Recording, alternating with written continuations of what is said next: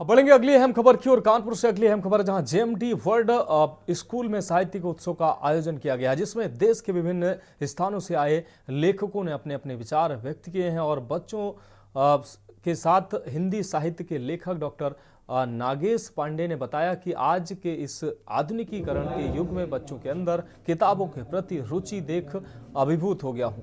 इस विद्यालय में पढ़ने वाले बच्चों के मन में नई जानकारियों को सीखने के लिए एक अलग सा जज्बा देखने को मिला है।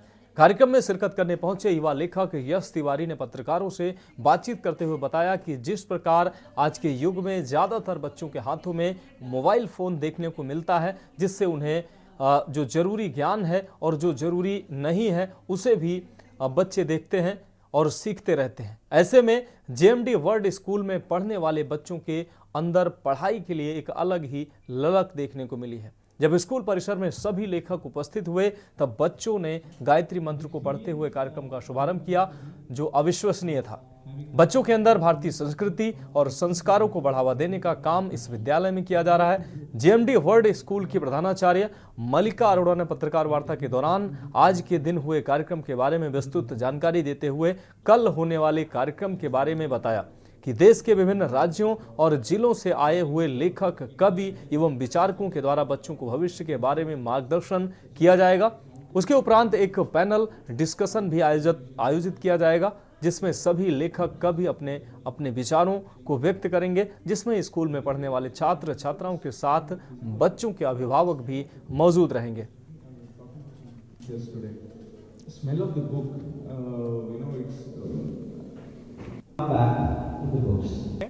मैं पला बढ़ा तो कानपुर में हूँ, लेकिन आज एक अंतर्राष्ट्रीय ऑथर हूँ, एक बेस्ट सेलिंग ऑथर हूँ। कई सारी किताबें लिखी हैं, fiction novels, non fiction novels. एक अंतर्राष्ट्रीय स्पीकर भी हूँ, टेडेक्स और जोश टॉक जैसे प्लेटफॉर्म पे कई टॉक्स डिलीवर कर चुका हूँ, जिनको मिलियन से भी ज़्यादा व्यूज़ मिले हैं।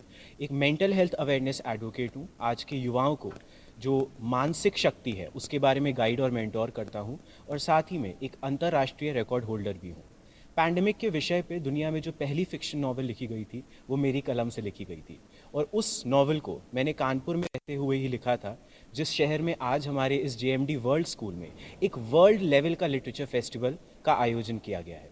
जैसा कि अभी थोड़ी देर पहले मैंने कहा था कि यहाँ पे हमने सिर्फ एक लिटरेचर फेस्टिवल का आयोजन नहीं किया है, जेएमडी वर्ल्ड स्कूल ने एक इनिशिएटिव लिया है, एक ऐसा इनिशिएटिव जो कि आज के युवाओं को ये बताता है कि उनकी ज़िंदगी उन मोबाइल फ़ोन्स और टेलीविज़न स्क्रीन से आगे जाकर भी बहुत बड़ी और बहुत सुंदर हो सकती है।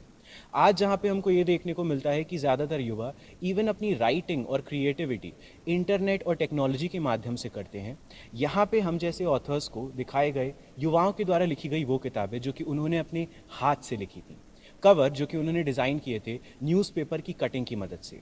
इससे मुझको ये जानने को मिलता है कि कई बार इवन अंतर्राष्ट्रीय ऑडियंसेस को जब मैं एड्रेस करता हूँ, जब उससे बातचीत करता हूँ, तो उतना एंथुजियाज्म नहीं मिलता जहाँ कि यहाँ पे हमको इस लिटरेचर फेस्टिवल में जेएमडी वर्ल्ड स्कूल में देखने को मिला। तो एक बहुत ही ज़्यादा सराहनीय प्रयास है। साथ ही में मैं अपना ग्रैटिट्यूड कन्वे करता हूँ जेएमडी वर्ल्ड स्कूल के मैनेजमेंट को, उन मैजिकल मेंटर्स और टीचर्स को जिन्होंने इस ड्रीम को एक रियलिटी बनाया, ना जाने कितने सारे नन्हे एस्पायरिंग ऑथर्स के लिए। Thank you so much.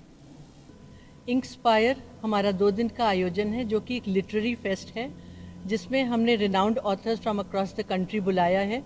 और ऑथर्स हमारे बच्चों के संग अपनी बुक्स, अपनी किताबें, अपने क्रिएशंस, अपने राइटअप्स को डिस्कस करा, उन्होंने बच्चों को बताया।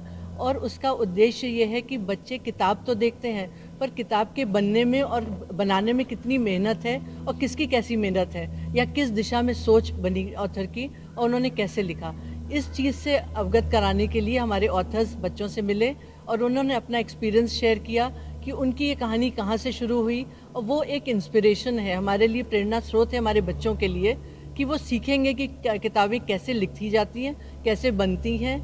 आफ्टर ऑल लर्निंग की शुरुआत हमेशा किसी शब्द से होती है और शब्दों के मेल से वाक्य बनते हैं। तो उन शब्दों के मेल को किस तरह से जोड़ा जाए कि अच्छे शब्द बने, अच्छा राइटअप बने। तो हमारे राइटर्स, जो हमारे इतने अच्छे ऑथर्स अक्रॉस द कंट्री आए हैं, इनसे अच्छा कौन एक्सपीरियंस शेयर कर सकता है, और हमारे बच्चों को इस दिशा में एक अच्छी गाइडेंस दें ताकि वो आगे चल के अपने भी राइटअप्स बनाएं, अपने भी क्रिएशन लाएं, और एक अच्छा इंस्पिरेशन का सोर्स हमारे सब राइटर्स हैं।